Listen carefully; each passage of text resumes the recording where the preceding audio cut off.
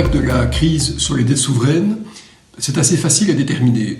Il y a certains pays comme l'Italie qui vont voir le coût de la dette qui va augmenter suite aux effets de la pandémie, mais de manière plus générale, tant aux États-Unis qu'en Europe, les banques centrales vont acheter des émissions d'obligations qui vont elles-mêmes servir à financer la crise. Donc globalement, les taux d'intérêt pourraient rester assez bas, sachant que ce sont les banques centrales qui vont créer de la monnaie pour financer ces dettes. Et finalement, le message est important, ça veut dire que ce n'est pas de l'épargne existante, mais de l'épargne monétaire créée de toutes pièces qui va servir à financer la pièce.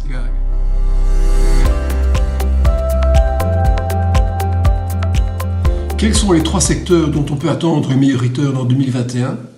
C'est quasiment impossible à dire parce que la crise est de nature systémique.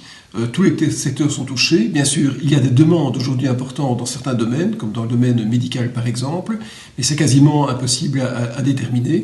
On ne sait pas non plus quelles sont les zones géographiques qui vont émerger les unes par rapport aux autres.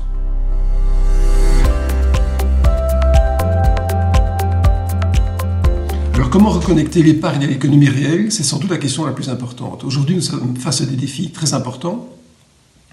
Il y a un besoin de services et de biens publics qui est massif et c'est très difficile de canaliser l'épargne des particuliers vers ces besoins. C'est pour ça que l'État le fait et que l'État est fait par la dette publique qui est elle-même, comme je le disais, financée par les banques centrales.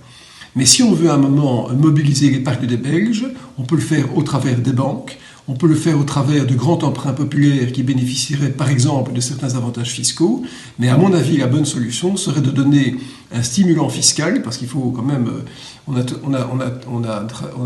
n'attire pas des mouches avec du vinaigre, on devrait en fait donner un avantage fiscal pour permettre aux entreprises de retrouver un niveau de capitalisation, c'est-à-dire de capitaux propres qui soit satisfaisant.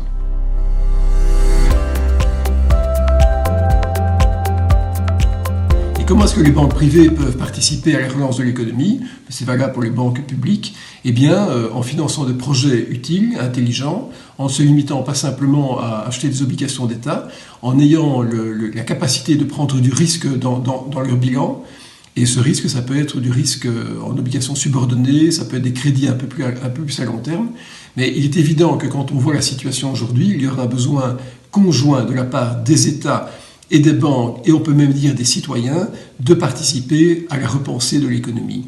Et le défi de demain, au-delà de la crise médicale, de la crise sanitaire, c'est quoi ? C'est en fait le dialogue entre l'État et les marchés. Ça demandera donc une certaine réhabilitation de l'État qui devra recanaliser l'épargne, ou en tout cas aider à canaliser l'épargne dans des buts qui soient utiles.